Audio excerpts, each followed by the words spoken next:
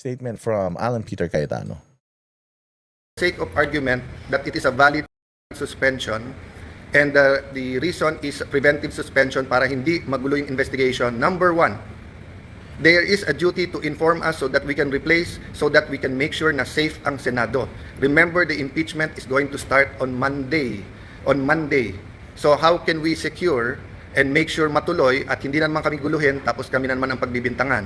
Number two, bakit po, and I like to honor and express, diba, that in my dealings with the Ombudsman, Boying Remulla, it has always been with respect. We many times disagree, but he, to me, had an open mind. We disagree in legal, but he listened.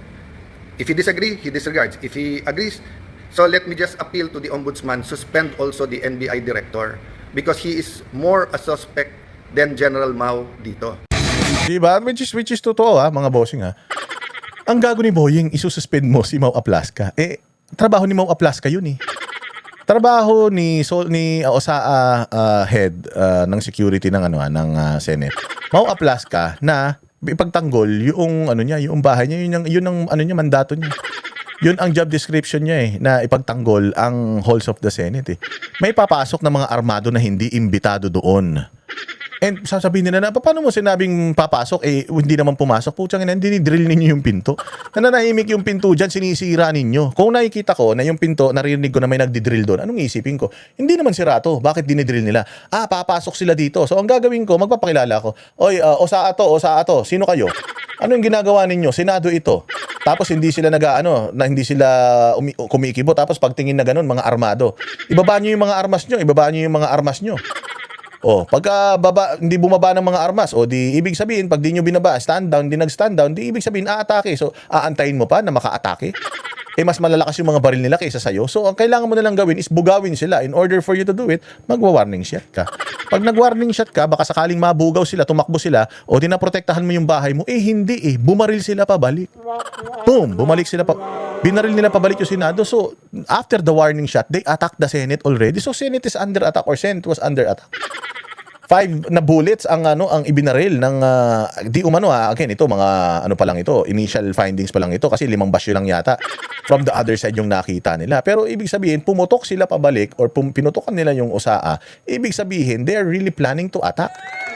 And they're attacking na. They're planning to attack, and then when they pointed the gun at Senate and then pinaputok nila yon, they attacked the Senate already.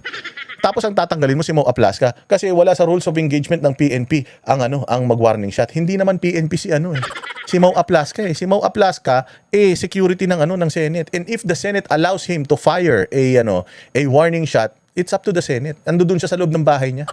Nandoon sila sa loob ng property nila. Wala siya sa labas. Hindi siya nag-indiscriminate firing. Wala siya sa labas. Wala siya sa kalsada. Wala siya sa national highway. Wala siya sa mall.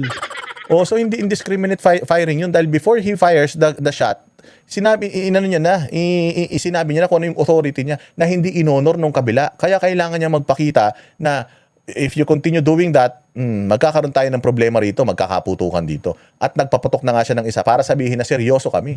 Kasi nga ginulpi ng NBI yung mga kasamahan niya Mantakin mo, hinaharangan lang yung pinto, binugbog nila. Kitang-kita sa mga camera, binugbog nila. Kanyang katarantado yung mga yan. Again, I have the highest respect to NBI. Alam ko na sumusunod lang sa utos yung mga yan. Hindi naman pupunta yung mga ahente na yan kung walang utos Merong utos. At syempre, delikado rin yung kanilang mga posisyon, mga trabaho. Kaya kailangan nilang gawin. Same goes with nung mga panahon na yung mga pulis dyan sa KOJC. Alam namin na yung mga pulis na yan, nauutusan lang din kaya sila nandiyan dyan. And most of them, ayaw naman nung ginagawa nila. Kaya lang, yun nga yung sinasabi natin na, Diyos mio talaga itong gobyerno na ito. Tapos biglang sabi mo, hindi yan gobyerno sa gobyerno. Doon pala kasi nungalingan na diba? Okay man lang, sabi nga ni Alan Cayetano, tanggalin mo si Aplaska. Pero dapat tanggalin din muna natin yung NBI. Kasi suspect siya tapos nag-iimbestiga siya. Siya nga suspect, nag-iimbestiga. Pag nag-iimbestiga suspect, ang gagawin niyan, parang si Bongbong dyan sa ICI, di ba? Anong ginawa ni Bongbong? Iniwas niya lang ng iniwas sa kanya. Ganon din ang gagawin ng NBI pag pag nag-imbestiga sila, sila yung involved dito. Dapat hindi mag-iimbestiga NBI. Dapat mayroong ibang entity ang mag-iimbestiga sa NBI. Bakit sila nandun? Kasi kung siyempre ako yung bumaril. Ako yung pumatay. Halimbawa, ako yung pumatay. O tas ako rin mag-iimbestiga. Anong gagawin ko? Isisisi ko sa iba yun.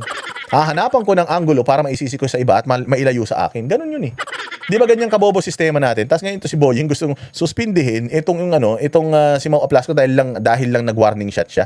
Samantalang ito si Matibag na sandamukal na kasinungalingan. Walang NBI diyan. Nandito kami. Walang may baril diyan. Puros kasinungalingan na yung pinagsasabi tapos hindi pa suspendihin. Kung sa statement pa lang kasinungalingan na, di lalo na kanung lalabas sa report ng NBI. Pusta tayo pag naggumawa ng independent investigation ng NBI, ligtas sila dyan. Ligtas sila dyan. Ang may kasalanan dyan, iba. O kasi nga, suspect sila eh. Hindi ka dapat nag-iimbestiga sa suspect. And dahil nga inatake ang Senate, dapat mag-imbestiga ang Senate sa loob on their own. Sinasabi na nga ng pulis, katulad ngayon, yung nahuling may hawak yung nahuling driver daw. Hindi driver yun, confidential agent. Yun, meron kasing NBA agent at saka mga confidential agent. Yung mga confidential agents, yun daw di umano yung mga gumagawa ng mga kabalbalan. Pero yung mga listed na mga agents talaga, yung hindi mga ganyan, volunteer. Yan yung mga matitinong mga ahente na talagang sumasali sa mga legitimate na operation. Oo. Ewan ko rito kay Boying, nabuhay na naman. Minsan nila mabuhay talagang ina-activate nila si Boying kapag merong kabalbalan na kailangang ipalabas eh. Ganyan kasi kademonyo si Boying eh. Sabi nga ni Boying, "Ba't nagpaputok? Sino ka ba? Pulis ka ba?" Kaya nga meron akong isang example eh. Bangko yan. Naglalagay ako ng pera sa bangko. Diyan ako nagdideposito. So may pera ako sa bangko. Papasok ako ngayon sa bangko. Meron akong dalang baril. Yung security doon, sasabihin sa akin na, "Sir, bawal po kayo magdala ng baril sa loob. Cellphone nga lang sa loob ng bangko, bawal." May protocol dyan eh. Tapos sasabihin mo na, "Dito ako sa inyo, nagbabangko. Nandiyan dyan sa loob, ang pera ko, pulis ako. Bakit hindi ako pwedeng pumasok ng may baril?" Bawal po, sir. Bawal po talaga yung may baril sa loob kasi hindi mo masasabi. Baka mamaya kahit na pulis ka, baka mamaya magdeklara ka ng hold up, di patay kami. Hindi ba? So para ma-prevent yung anything na hindi pagkakaunawaan, iiwan mo yung baril mo kahit na pulis ka, kahit na depositor ka o magwi-withdraw ka, iiwanan mo yun. Kasi pag pumasok ka doon sa isang establishment na yun, ang may authority doon, yung security doon, kahit pulis ka at security lang siya. Yan ang Banateros, walang inuurungan. Pag tama palakpakan, pag mali ay babanatan. Yan ang Banateros, boses ng ordinaryong Pilipino. Banateros ay walang makakaawan.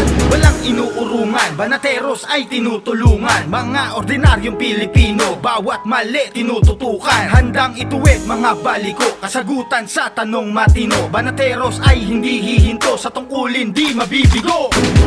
Yan ang Banateros, walang inuurungan. Pag tama palakpakan, pag mali ay babanatan. Yan ang Banateros, boses ng ordinaryong Pilipino. Banateros ay walang makakaawan.